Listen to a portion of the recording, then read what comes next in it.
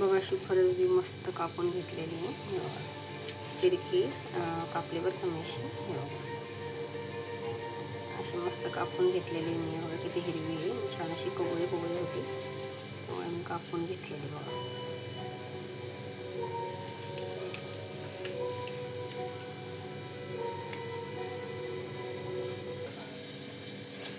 आणि बघा इथं तेल टाकलं, तेलामध्ये थोडी मोहरी टाकून घेतलेली. नंतर टाकले थोडेसे जिरे, जिऱ्याच्या नंतर टाकले बघा लसूण,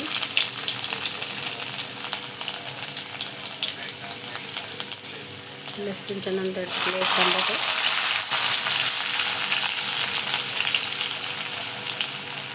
नंतर टाकलं थोडं कढीपत्ता. सगळं मस्त मिक्स करून घेऊ आपण.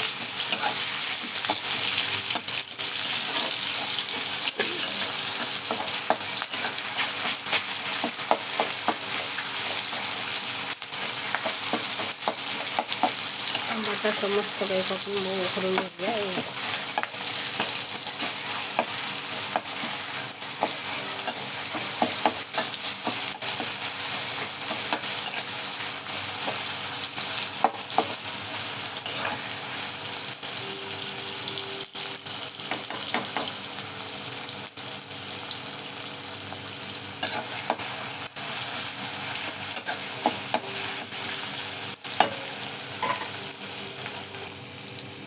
आणि थोडीशी हळद,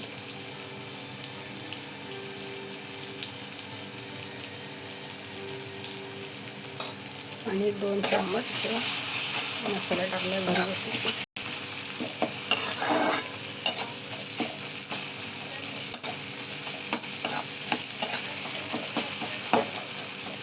आणि बघा आपला मस्त घरगुती मसाला टाकलेला आहे.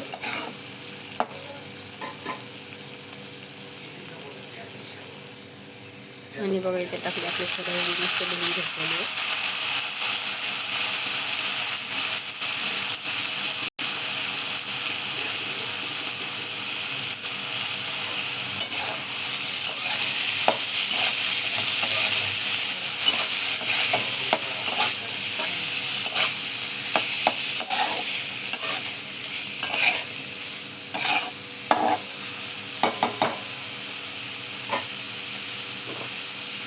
आणि त्यानंतर आपण सुकं वल्लं खोबरं टाकणार आहे. बघा किसून घेतलेलं आहे.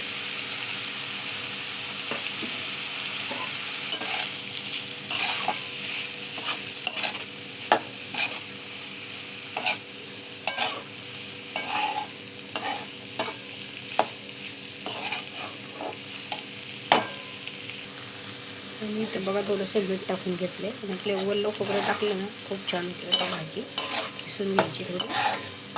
त्याला आपण थोडंसं झाकण ठेवून घेऊया, म्हणजे आपल्या शेंगा पण शिजून जातील. आणि बघा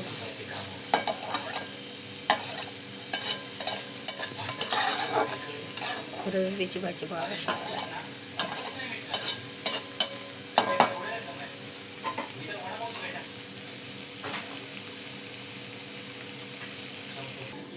आणि बघा इथं मी थोडंसं असं मस्त पाणी टाकलेलं आहे शेंगा शिजण्यासाठी.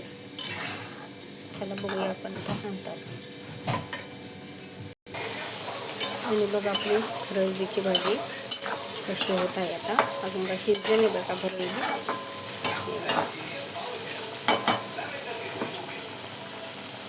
आणि तर बघा अशी बाजूला मच्छी तळा ठेवली. आणि इथं फरसबीची भाजी.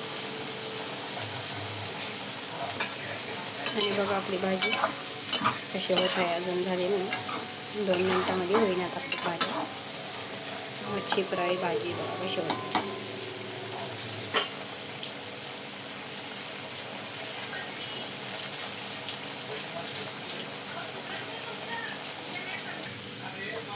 आणि बघा आपली फरसबीची भाजी मस्त झालेली आहे. अशी खोबरं वगैरे टाकून ती भारी झालेली बघा.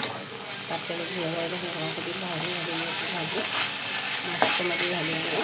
मसाला टाकून खोबरं वगैरे टाकून अशी मस्त भाजी झालेली आहे.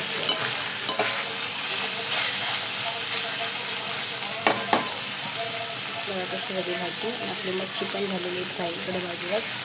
आणि इकडं फरसबीची भाजी, भाकरी झालेली आहे, चपात्या झाल्या. मस्त भाजी आहे आणि तेल पण बघा कसं सुटलेलं होतं भाजीला. हे बघा